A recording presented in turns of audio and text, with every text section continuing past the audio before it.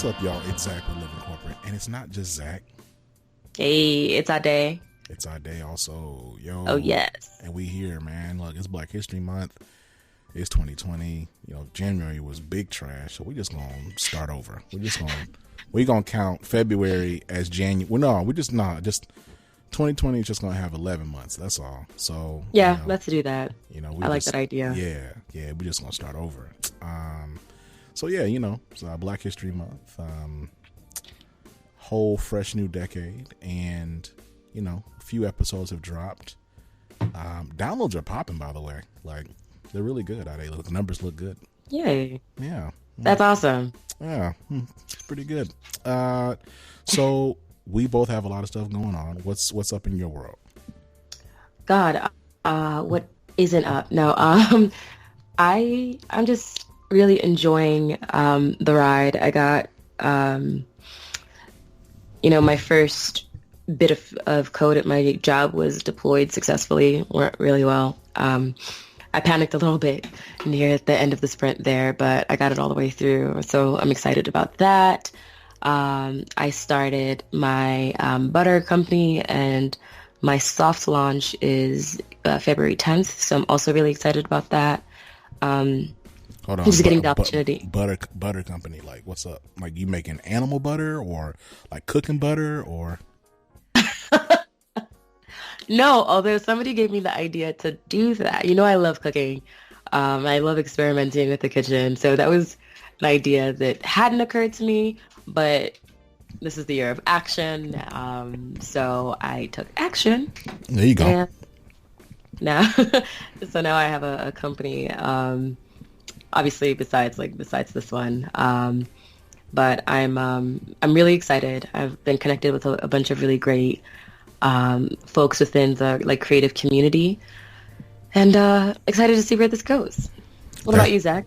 Well, first of all, hold on. We don't have to rush over to my stuff. Excited for you. Congratulations on moving in action, moving in intentionality. You know what I'm saying? That's great, you know. But yeah, anyway, you asked me about myself. Yeah, so yeah, look, things are going great. Really focused on getting ready for my wife and I's first child coming in, if she doesn't come early, if my daughter, if she doesn't come early, it'll be in 6 weeks. Right? Woo! Right? Oh my gosh. Right. It's so close to the finish line. And I would like to reiterate here that Ade makes a fantastic first name. It's great. I love that, because I'd like to reiterate. You know, you are so wildly disrespectful. Not at all. I just stay ready, you know? I just stay ready. So I think for me, it's focusing on the radical changes about to happen in our family, in our lives, and then just doing a reassessment of just everything else around me, right? Because I think initially, and I'm sure most people who are preparing for children, they go through this too. It's initially you're kind of oh, you know, they'll just kind of fit into your plans. And I'm as I kind of pause and I think about all the things that have going on, I'm dang, wait, certain things are going to have to shift and change. It's not going to just be this is I'm picking up a new hobby, or we're starting a new podcast. This is a whole new person, that's about to be actively involved, and will have active present needs from myself and my partner for at least the next 18 years, right? If not, they're going to be the rest of their lives. So it's what does it look like? So y'all, this is not me alluding to the fact that the podcast is about to stop or anything like that. It's just more about life. I'm talking to other fathers who had to make career decisions and think about what did it look like for them to make adjustments? How did you communicate with your teams about being a dad and the new responsibilities as a parent? Those are things I'm really excited to explore and really discover over the next over the next months and stuff like that, as I get ready for paternity leave and all that kind of stuff. Really just being really clear with what does it look like to live in this new world? Because I don't know, I'm 30 years old, so it's not I'm not old, so I still have things Yes, you are. That's jacked up. I too got shots in my pocket. That's crazy. I see you. But the thing about it is, like, I still have a few decades more of career to have. And so it's like, I don't want to just like kind of sit on my laurels because I have kids. Like, okay, well, what does it look like to still progress and have a career and like develop and do all these things, while at the same time being a very present and attentive and engaged father. So normal stuff. Like, I think it's a challenge. It's a good problem to have. It's something that it's a problem created by growth. So to me, I count that as a good problem. So that's like the big thing.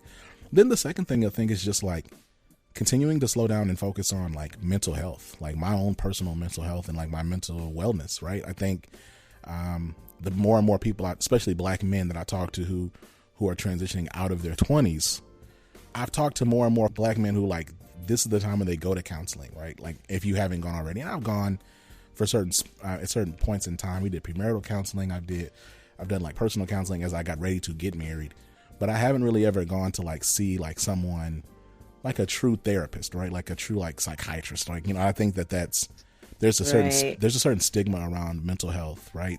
For Black people.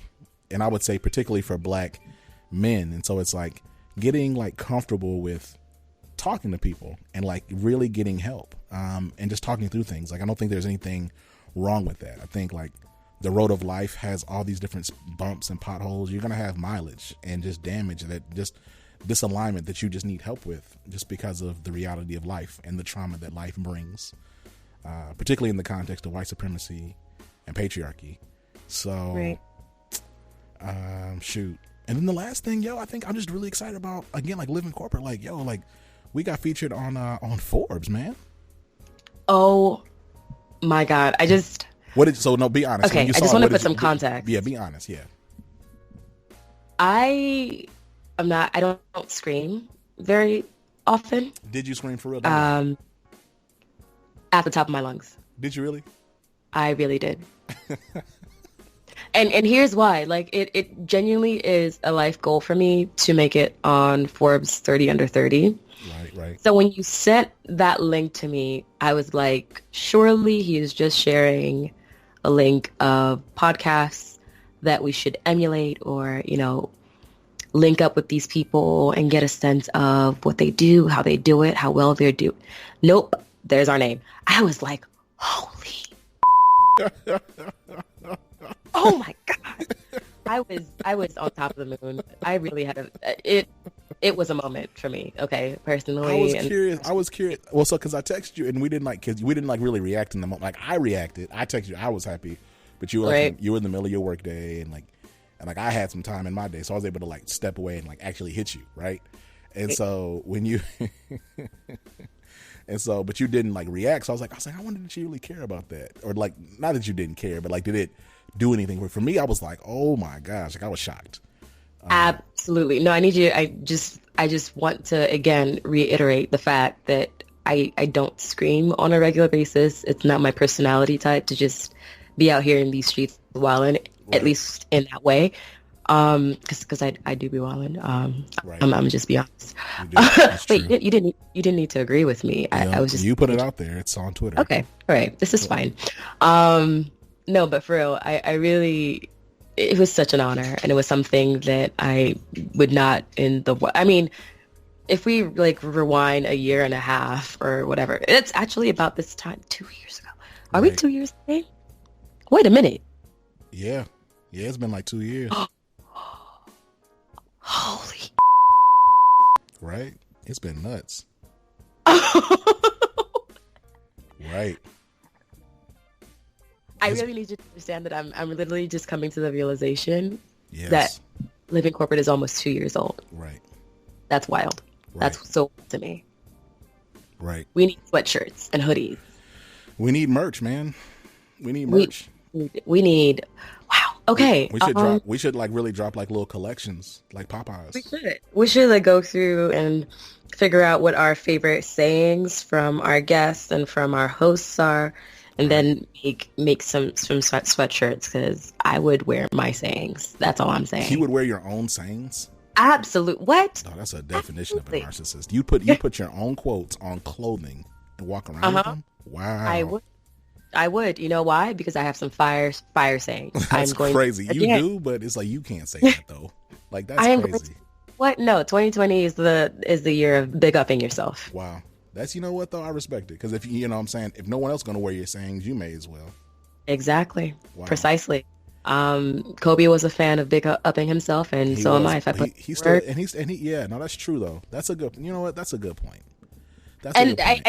The way that I do see it is that, like, being a little bit more serious about the subject, because I was kind of making fun of the entire concept, but sincerely, like, we preach that you have to be your own best advocate. Right. That's true.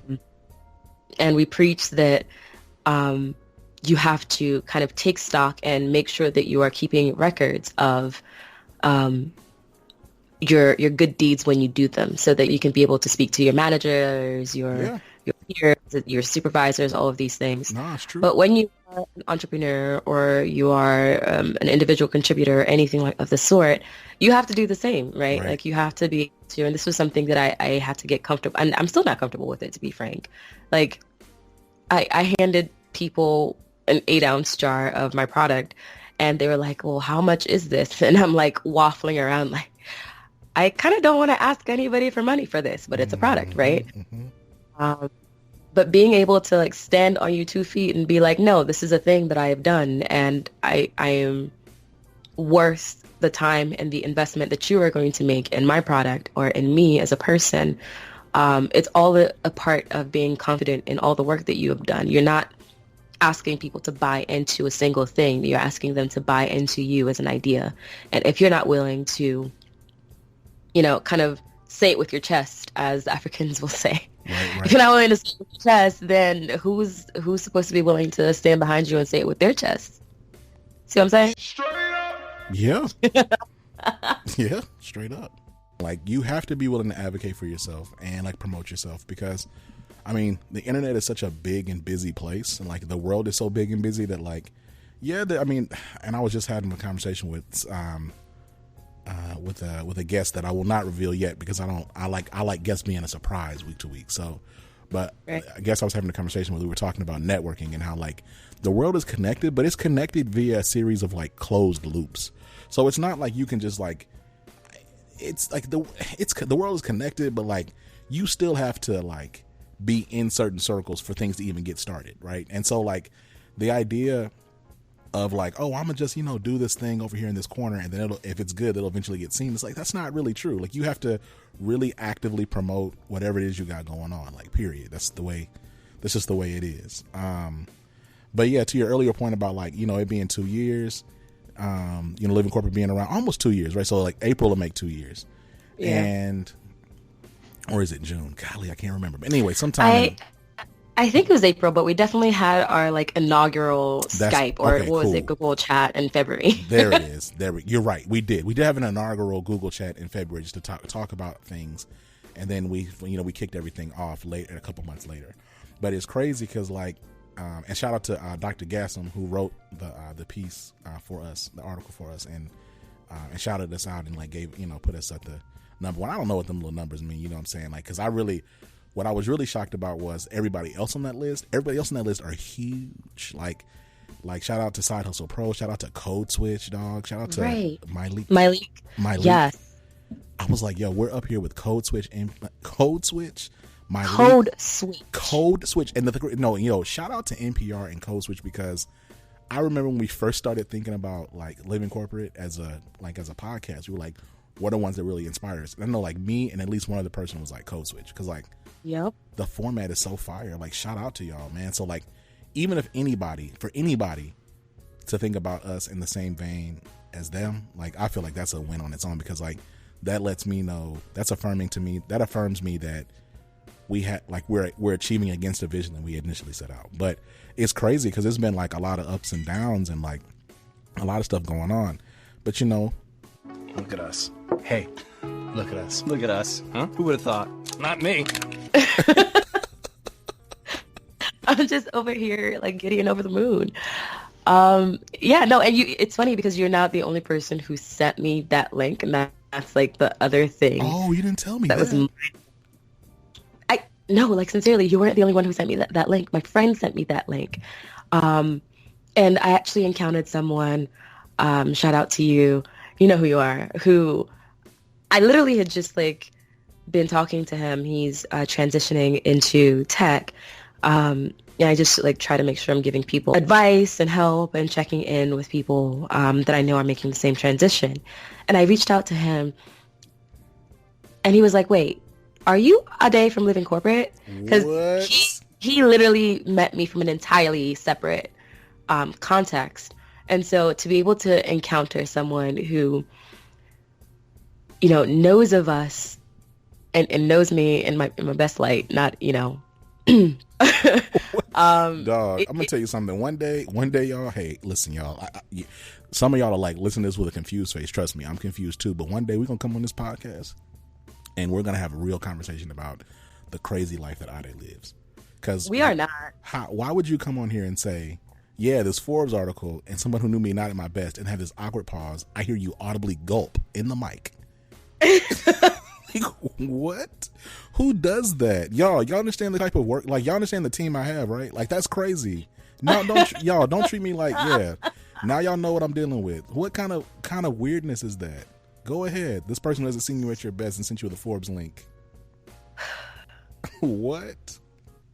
I'm gonna just move forward. Nah. No. No.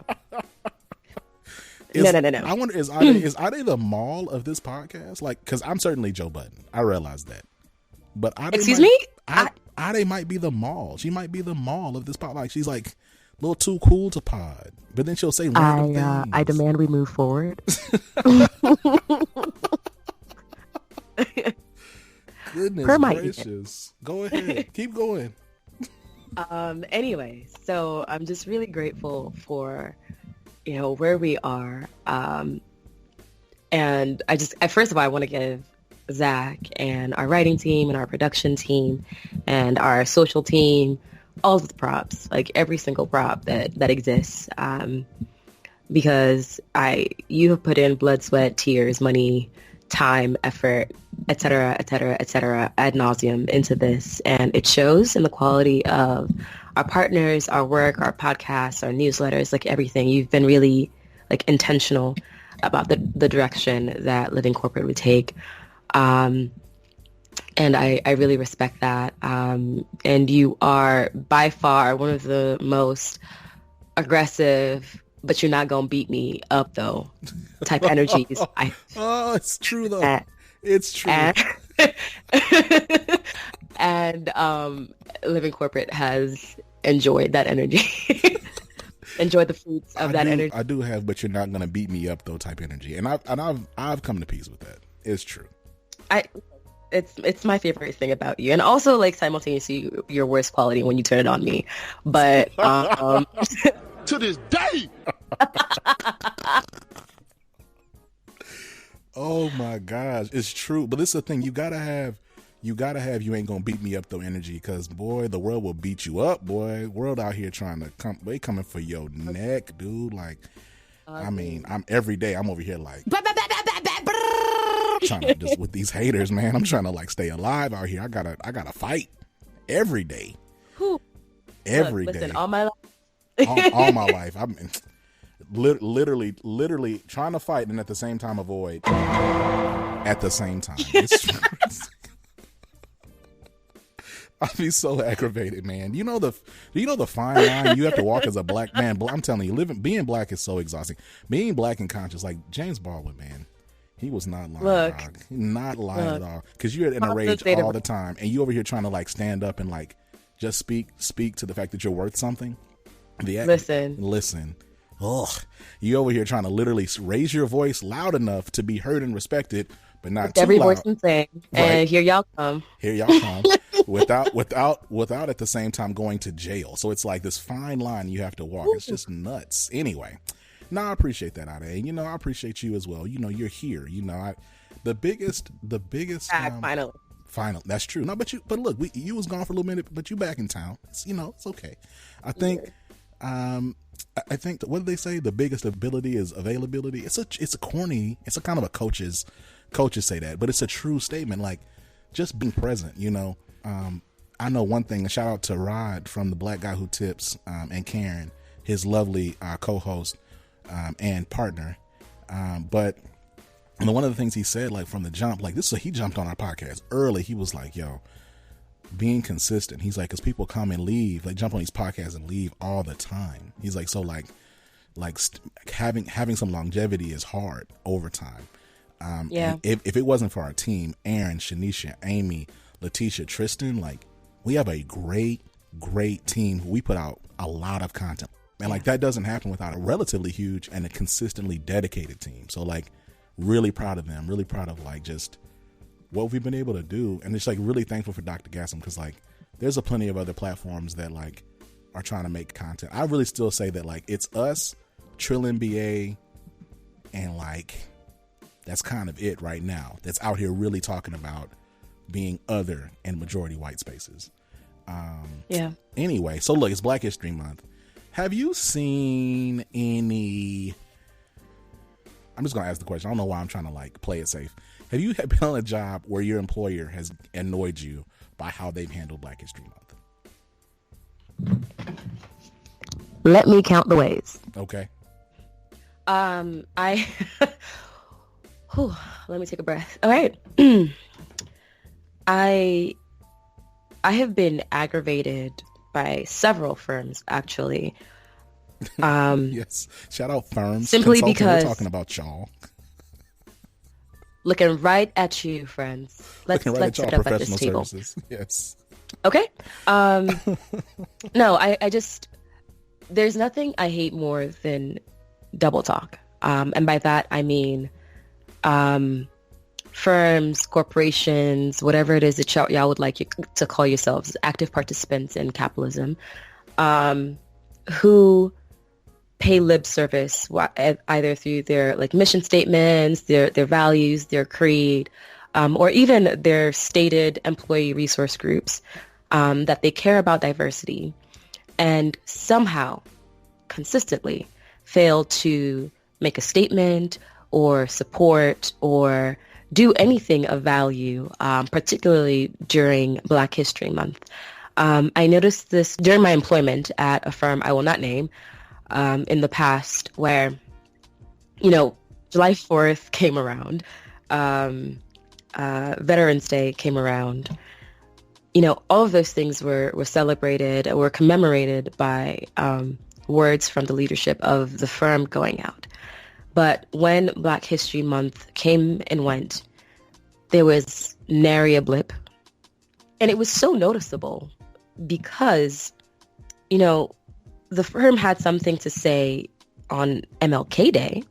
Right.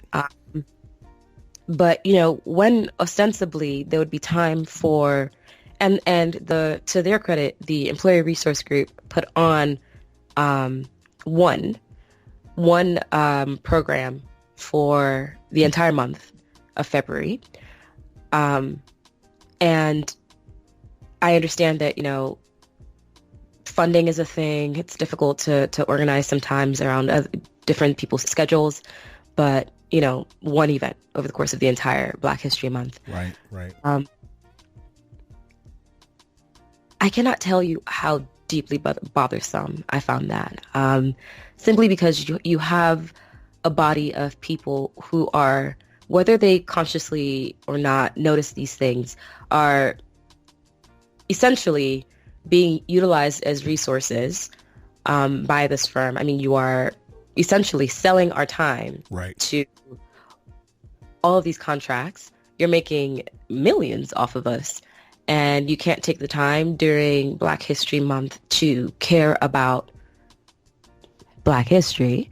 But you can on July 4th take time to commemorate these things, or you can during Veterans Day or Memorial Day or Labor Day and all these other things. So it feels like a very intentional slight, because, I mean, I know that your calendar functions the same way that my calendar does, and I know that your Google functions the same way that my Google functions. Right. So it's not like you are missing out on the reminders that these things exist.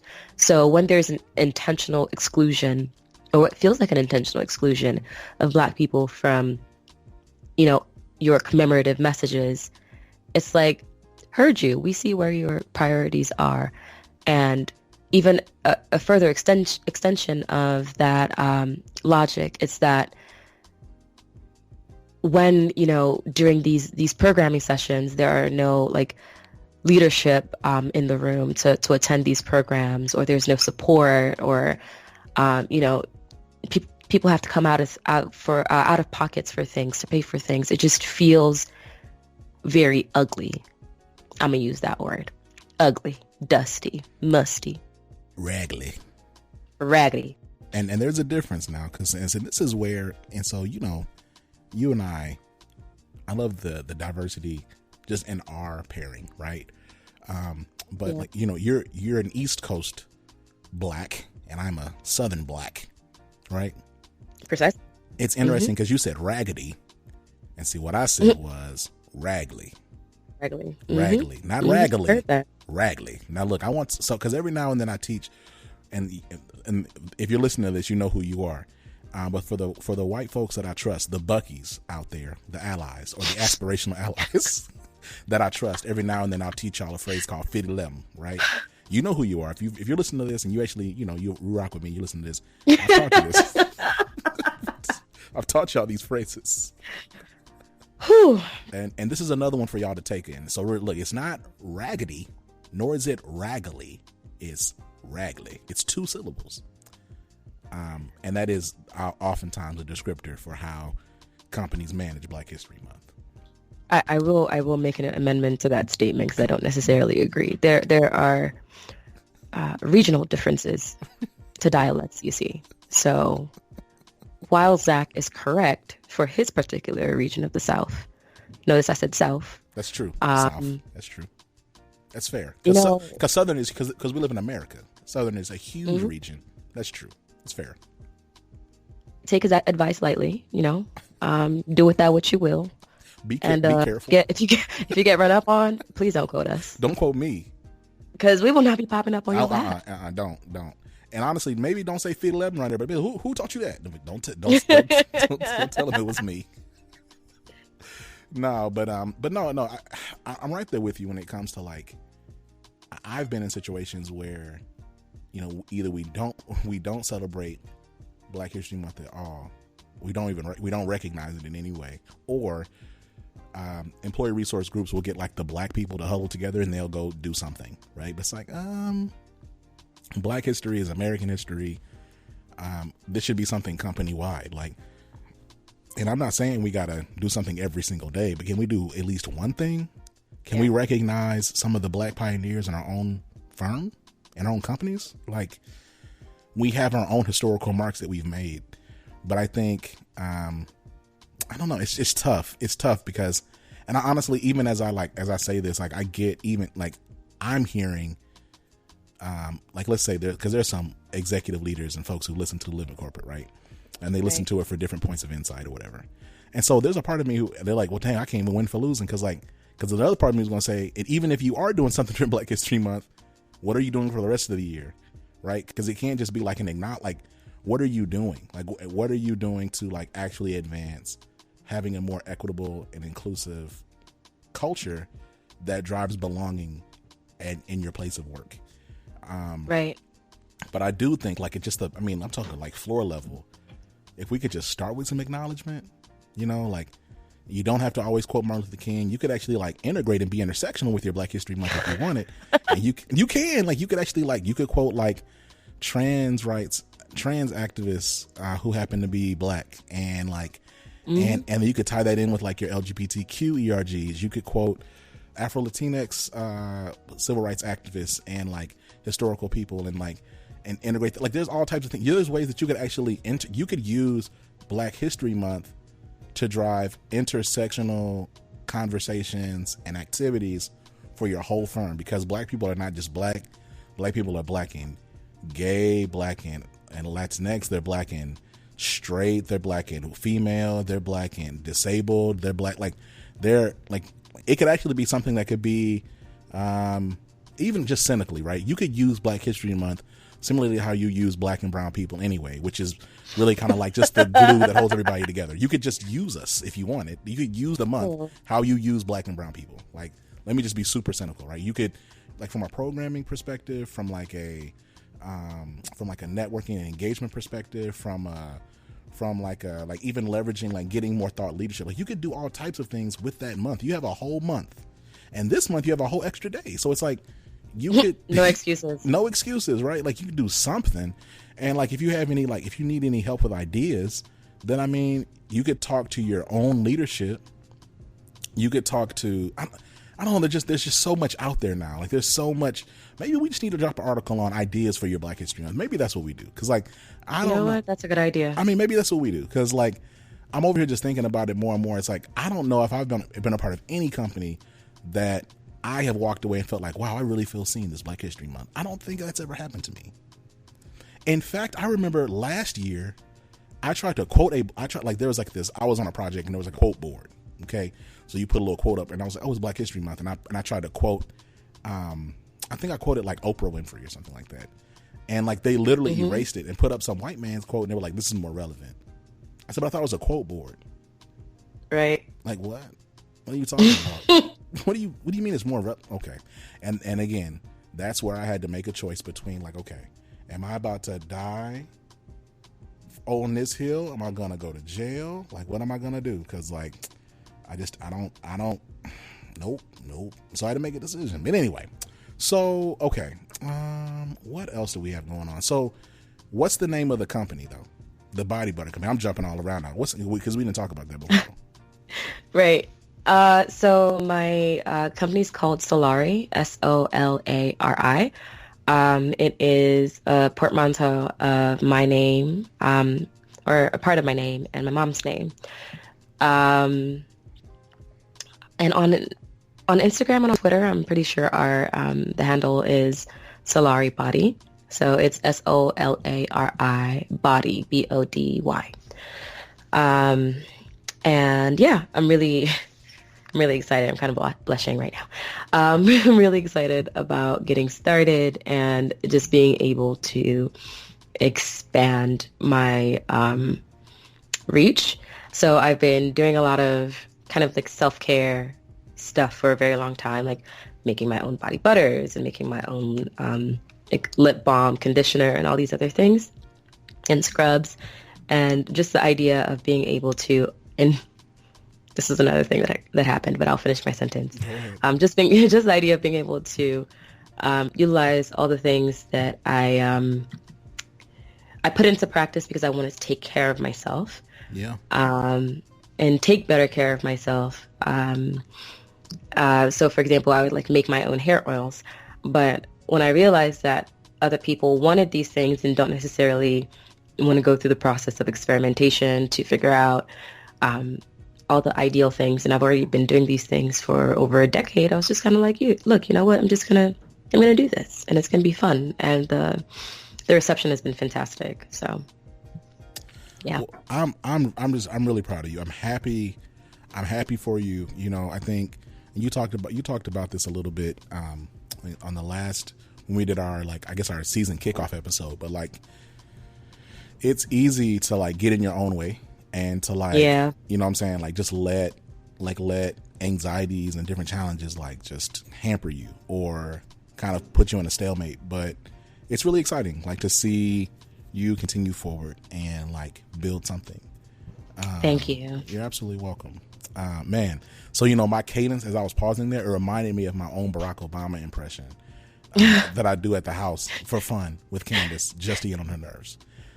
It's because I was almost like, you know, Ade, it is impressive how you have taken the time. You know what I mean? All like, right. You know what I mean? Like, I almost, and then I go into every day. There are Americans who get up. They have their challenges. All right. If there was any doubt that you could not do what it is you're doing today, you have nowhere else to look but in the mirror. You get up, you put that butter on your dry skin, you hydrate yourself, and you face a world that is not ready for someone like you. I'm about to hang up on you, sir. I am so done. Goodness gracious. So, all right, y'all. Well, look, this is just a fun episode. Letting you know what we got going on. Thank you so much. Shout out to everyone who listens to this podcast. Shout out to, I ain't gonna get into all the shout outs, but just shout out to y'all. Make sure that you share this with your people. Continue to share it. The number's showing that y'all sharing it. So, and I look at our stats every single day because that's just kind of the person I am. I'm like, that's the obsessive person that I am. But really appreciative. And then I guess we'll see y'all next time. Make sure you wait. What's up? One last thing before we go. Go ahead. We kind of vaguely talked about it, but I do want to insert a moment of silence here for Kobe Bryant and his daughter and all of the passengers of the helicopter that went down. We actually weren't able to get on this podcast to discuss it because we were just so emotional. I tried, and it's about 7 minutes worth of just sobs and sniffles on that, but I think this is a pretty good time to do it. So just if everyone listening could just join us in a moment of silence.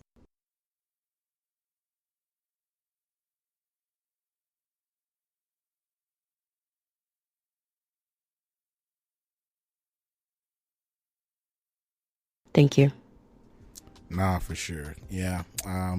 We can talk about, we're going to have an episode about trauma and the ways that trauma impacts Black and brown people at work every day, and how we're still expected to just show up and perform 2 or 3 times better than our counterparts just so that we can keep our jobs. I just also actually, I think we should have a Black Heroes episode. I love that. I think that in an episode coming up soon, we're going to discuss, some of our heroes, and Kobe's one of mine, people who have just shown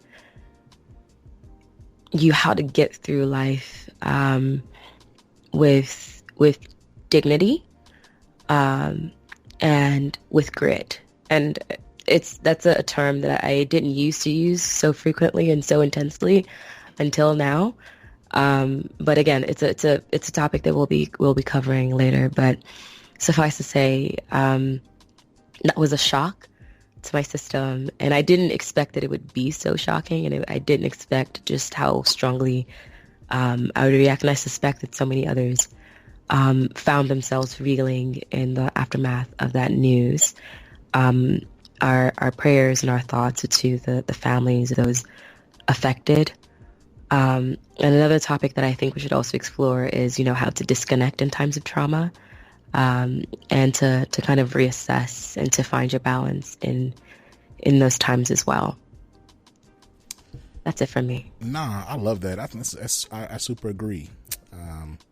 And y'all, on that super, emotional heavy note, we'll catch y'all next time.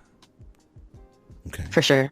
Now look, you make sure you check us out. We're on Living Corporate on Instagram, livingcorp_pod on Twitter.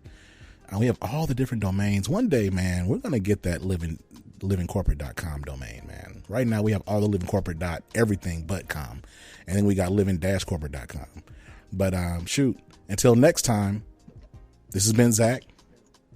This is Ade. Peace, y'all. Peace. Living Corporate is a podcast by Living Corporate LLC. Our logo was designed by David Dawkins. Our theme music was produced by Ken Brown. Additional music production by Antoine Franklin for Musical Elevation. Post-production is handled by Jeremy Jackson. Got a topic suggestion? Email us at livingcorporatepodcast@gmail.com. You can find us online on Twitter, Facebook, Instagram, and living-corporate.com. Thanks for listening. Stay tuned.